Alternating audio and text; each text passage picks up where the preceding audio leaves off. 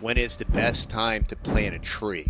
The saying goes 20 years ago. And when's the second best time to plant a tree? Today. Our guest today, TD, he's living proof that stepping out on faith can create both abundance and opportunity. After 11 years as a financial planner, our guest today traded in spreadsheets for work boots. They're punitively fining him. They're trying to steal his property, is what they're doing. The analogy is perfect, and it's something that people that farm can understand, relate to. Even if you don't have an excess of cash, right? There's still a starting point, just like when you plant that fruit tree. Farmers feed the world.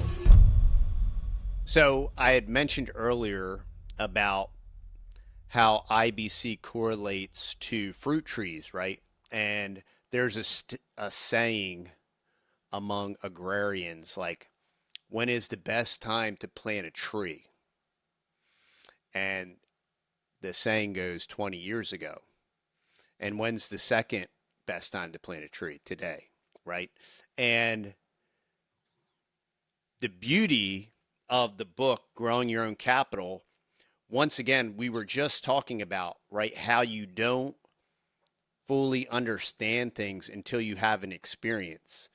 And the correlation between agrarianism and planting, sowing and reaping and waiting, right? All those correlations are so perfectly illustrated in this book. And then also how you finance that, right? Because that's always the catch, right? Farmers, we all hear people talk about there's no money in farming. We're losing thousands of farmers every year. Bureaucracy and the government, they're absconding. I just had my buddy Charlie on the podcast. There's this 85-year-old farmer on legacy land in Washington state, and they're punitively fining him. They're trying to steal his property, is what they're doing. And this guy's a hay farmer, right? And he doesn't have the money to pay this exorbitant fee, and none of his children want to farm, right? So Unbelievable. when you take growing your own capital and you're providing people that already have a farming mindset or a farming background, and you're putting the infinite banking concept in a format that they can understand and relate with, and you are providing them a solution to this gigantic problem, not only are you solving a problem for them, but farmers feed the world. So when you think of the potential impact of that, I don't think you can monetarily describe the financial impact of that, nor the benefit for humanity that you're providing. You're providing a financial solution and a financial perspective for the people that are growing our food. How would you like to see a 91-year case study that we put together to explain how this infinite banking thing can work for a family over 2 generations? Well, you know what? Real easy to do that. We have that right in our second book, Cash Follows the Leader. You can get a copy for free delivered right to your inbox. Head on over to cashfollows.com. That's cashfollows.com and pick up a copy right now.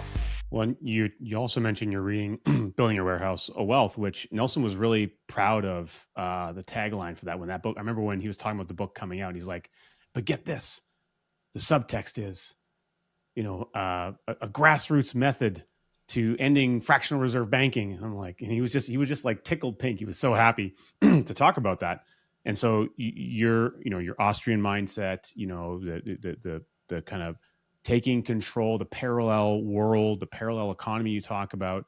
And so then we're bringing it to farmers. You're mentioning, okay, they feed the world. And it's like, it really, to me, is the grassroots connection of a lot of what Nelson is talking about. And, in our new book, there's a couple of things I'm particularly proud of, but I'm curious, what did you think of some of the ways that we relayed the concept? Like, as an example, we talked about a storage facility, but we relate it to a specific type of storage facility, the family grain bin. Grain bin. And how did that connect with you? Yeah, it's perfect. I mean, it's something that a farmer can relate with, whether you are raising cows, right? And you have a grain bin for your cattle feed, or whatever you have in your grain bin, whether what you have in your grain bin is actually your end product, corn or soy, even if you're, a more industrial type farmer, or maybe it's not a grain bin, maybe it's a cold storage, maybe you're a dairy farmer, but the analogy is perfect. And it's something that people that farm can understand, relate to, and they can see the analogy and see how it's just a perfect example versus, if you're just talking about finances and you're just talking about, if you're just looking at it from a completely like a banking perspective, a lot of people aren't going to relate to that because, like, yeah, you want to talk to me about banking? I can barely pay my bills. You know what I mean? Like, Mhm. I can't even get there. It's like a bridge too far. But when you can bring it down to a grassroots or an agrarian level, it makes it very relatable. And yeah, I'm just a poor farmer. Well, you got a grain bin, right?